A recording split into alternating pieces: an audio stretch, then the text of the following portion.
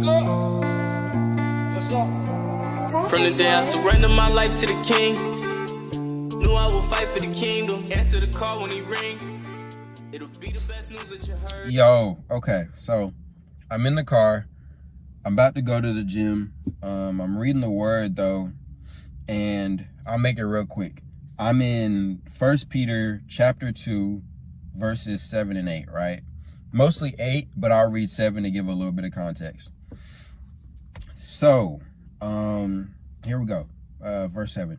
It says, "Now to you who believe, this stone is precious. But to those who do not believe, the stone the builders rejected has become the cornerstone." The stone they're talking about here is Jesus himself, right? So they're saying to believers, Jesus is precious. But to unbelievers, this is what he has to say. The stone the builders rejected has become the cornerstone. Crazy. Keep reading, go to verse 8. It says, "And a stone that causes people to stumble, and a rock that makes them fall.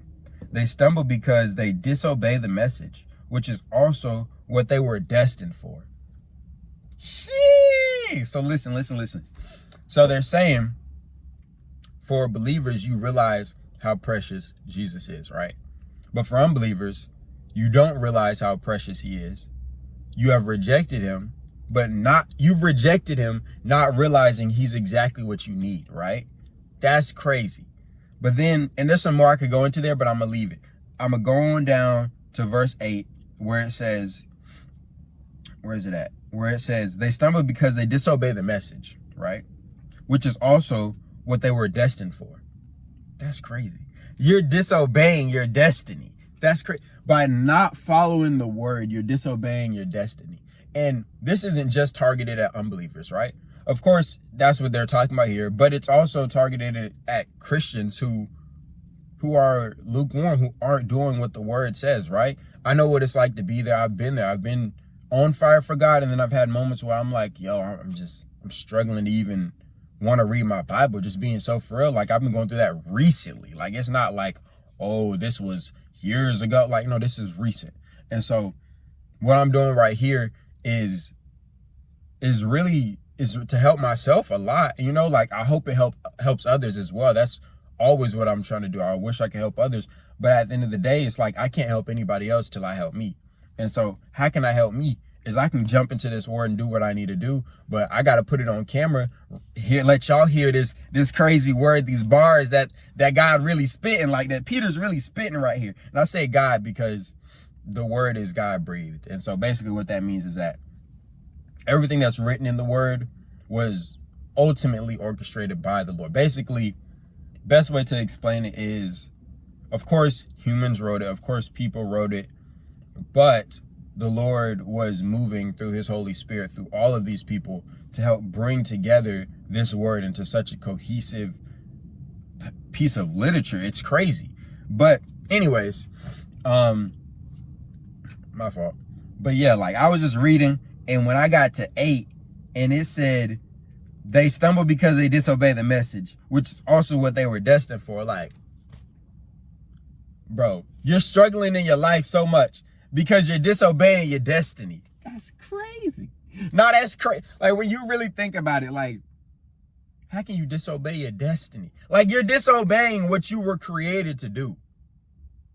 That's insane. Which is why you feel so much friction every single day in your life, which is why you feel like you're not fulfilled, why you feel like you're not doing enough, why you feel like you're not doing what you were put here to do, because you're disobeying your own destiny, bro.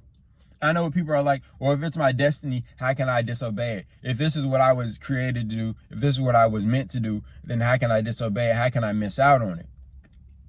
You can say no. You can say, no, I don't want to do that.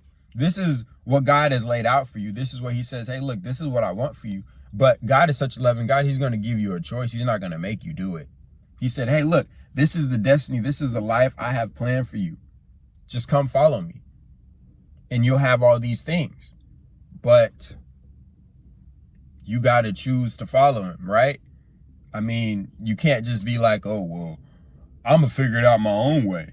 Well, if you do that, then you don't get what he's created for you. You don't get what he's planned for you. Because now you're getting whatever you create for yourself. And I'm sure, as most of us have seen, it's not fulfilling. It's not what we really want at the end of the day. We feel like we want something, we fight for it, we do what we got to do to get it, and it, you know, either one of two things happens. Either we don't get it, we fail, and then we're disappointed, or we get it, and over time we're like, this isn't enough, I want more. And so it's just like we're continually digging ourselves into a deeper hole by not following the Lord and not doing what he's created us to do. And my fault if something just happened there. My low battery thing popped up on my phone. I need to go on in anyways. But yeah, I just wanted to say that right quick. That was crazy to me. That was really crazy. But anyways, I'm gonna drop it there. Appreciate you for watching. All right. They gon' know you a soldier. Better put on the armor of God. Don't you put your head down on me. We ain't going outside today. Know you probably tired of trying to be strong. Been losing in fight too long. Giving it to God can't never go wrong. Everything bowed on the Yahweh.